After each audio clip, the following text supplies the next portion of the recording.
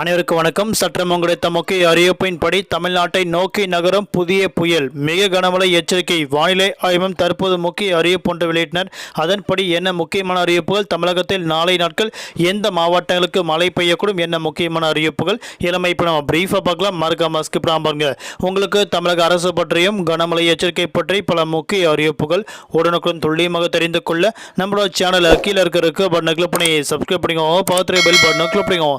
இந்த வீடியோ பிடிச்சிருந்தா லைக் பண்ணுங்க. இப்போ வாங்க வீடியோக்குள் போகலாம்.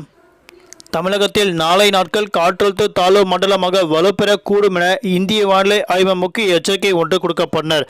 அதன்படி காற்றழுத்த தாழ்வு மண்டலமாக வலுப்பெற்ற பிறகு வடமேற்கு திசையில் நகர்ந்து 48 மணி நேரத்தில் புயலாக வலுப்பெறக்கூடும் என அறிவிக்கப்பட்டனர். வங்கடலில் உருவாகும் புயல் வட தமிழ்நாடு மற்றும் தெற்கு ஆந்திராவை நோக்கி நகரும் என தனியார் வானிலை ஆய்வும் தெரிவிக்கப்பட்டுள்ளது.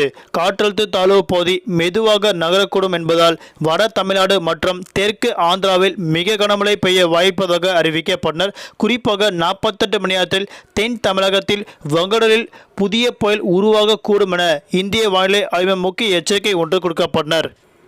அதன்படி குறிப்பாக தமிழகத்தில் நாளை நாட்கள் நவம்பர் மாதம் 29ஆம் தேதி அநேக மாவட்டங்கள் இடி மின்னக்கூடிய கனமழை பெய்யக்கூடும் அறிவிக்கப்பட்டனர். குறிப்பாக காஞ்சிபுரம், செங்கல்பட்டு, விழுப்புரம், கடலூர், மயிலாடுதுறை, நாகப்பட்டினம், திருவாரூர், தஞ்சாவூர், புதுக்கோட்டை, ராமநாதபுரம், தூத்துக்குடி மற்றும் புதுவை, காரைக்கால் ஆகிய பகுதியில் கன முதல் மிக கனமழை பெய்யக்கூடும் அறிவிக்கப்பட்டனர். குறிப்பாக நவம்பர் மாதம் 30ஆம் தேதி நாளை மறுதினம் தமிழ்நாடு, புதுவை, காரைக்கால் பகுதியில் அநேக மாவட்டங்கள் இடிடக்கூடிய கனமழையும், குறிப்பிட்ட மாவட்டங்கள் மிதமான மழை பெய்யக்கூடும் அறிவிக்கப்பட்டனர். அதன்படி காஞ்சிபுரம், செங்கல்பட்டு, விழுப்புரம், கடலூர், மயிலாடுதுறை, நாகப்பட்டினம், திருவாரூர், தஞ்சாவூர், புதுக்கோட்டை, ராமநாதபுரம், தூத்துக்குடி மற்றும் புதுவை, காரைக்கால் ஆகிய பகுதிகளில் நாளை மறுதினம் கனமழை கொட்டித்திருக்கும் அறிவிக்கப்பட்டனர். தலைநகர் சென்னை மற்றும் புறநகர் பகுதிகளில் அடுத்த 48 மணி நேரத்திற்கு வானம் பொதுவாக மேகமூட்டத்துடன் காணப்படும். நகரின் ஒரு சில பகுதிகள் லேசான முதல் மிதமான மழையும் அவ்வப்போது இடியக்கூடிய கனமழை பெய்யக்கூடும்.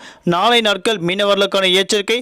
தெற்கு அந்தமான் மற்றும் அதனை சுற்றுவட்டார பகுதியில் 40 முதல் 45 கிலோமீட்டர் வேகத்தில் சூறாவளி காற்று வீசக்கூடும். குறிப்பாக தெற்கு அந்தமான் மற்றும் அதனை ஒட்டிய தென்கிழக்கு வங்கடல் பகுதியில் சூறாவளி காற்று 55 கிலோமீட்டர் வேகத்தில் வீசிக்கொண்டால் மீனவர்கள் அப்பகுதிக்கு நாளை நாட்கள் மீன்பிடிக்க செல்ல வேண்டாம் என அறிவிக்கப்பட்டனர்.